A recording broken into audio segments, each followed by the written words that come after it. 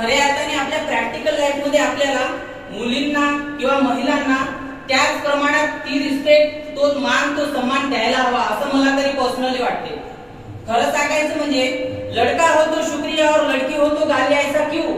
काही परंपरा आपल्या देशात चालू आहे. मुलगा झाला की पेढे वाटतात आणि मुलगी झाली की शोक साजरा करतात. असं का बरं? उत्तम पुरुषाचे उत्तम ती नारी तरी तिचा संसार मात्र स्वर्गापरी. पुरुषांपरी काकण भरी नारीवरची राहत असे. आज मुली सुद्धा आपल्यापेक्षा कमजोर नाही आहे.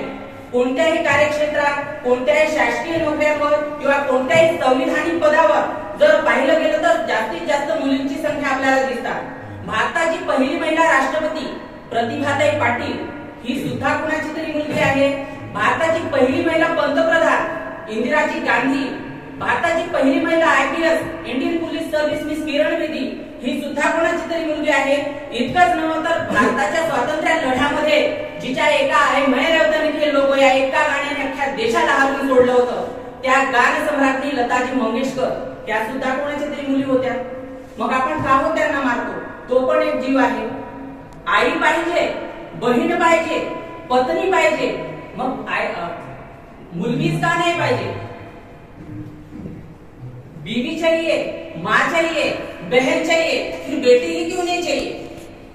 एक गर्भपेशी मध्ये असलेली ती मुलगी आपल्या आईला कळकळीनं विनंती करते की आई मला मारू नको ग, मला या जगात यायचंय, हा जग मला पाहायचाय, या जगात येऊन मला खेळायचंय, बागडायचंय, उंच अशी भरारी घ्यायची.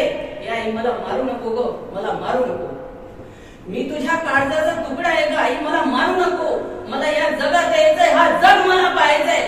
का ग आई? पंख नसलेल्या पक्ष्यांना वेदना झाल्या त्या हेही तुला कळले नसते? जर हो तर का मला मारतेस? का आपल्या फाकरूला स्वतःशी दूर करतेस? अशी कळकळीने ती मुलगी आपल्या आईला विनंती करते. अरे नारी नारी क्यों कहते हो, नारी वतन की खान है, जिनसे पैदा हुए राम लखन भगवान श्री हनुमान है, भगवान श्री हनुमान है. आज देशामध्ये बलात्काराची समस्या जास्तीत जास्त प्रमाणात चालू आहे. जगाची गोष्ट सोडूया, आपण आपल्या देशाची गोष्ट करूया. जास्तीत जास्त प्रमाणात बलात्काराची, महिला बलात्काराची समस्या चालू आहे. तर मला तरी पर्सनली वाटतं की या मुद्द्यावर खुलून बोलायला पाहिजे. का तर तनके पुजारी वो जानता नहीं है सत्व को, वो जानता नहीं है हिंदुस्तानी नारियों के महत्व को.